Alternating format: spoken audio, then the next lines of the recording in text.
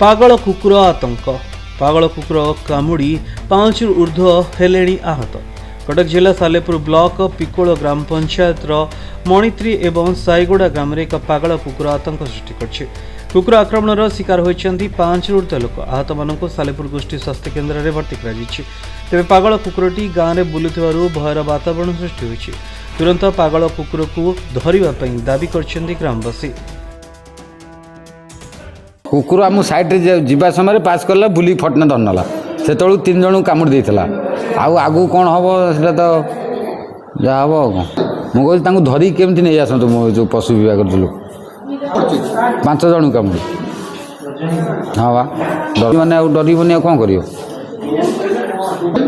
धरिकी नहीं जातु या चाहूँ आउ कौन कर। आम दादा को गोटे पागला कुकुर कामुड़ दे आप दादा आसते बजार आसते जाऊे घर को फेरुले कुकुरटा गोटे पास कला आ सी जानी ना से पागला कुकुर पछ आड़ू जा कामुड़ दे आहरी 2-3 जन कामुड़ दे। आम घर पाखे गोटे मुस्लिम झीटा से 12-13 वर्षर से भी ठिया होता नालबंदे घर पाखे से कुकुर डायरेक्ट आसला गोड़ को भी कामुड़ दे।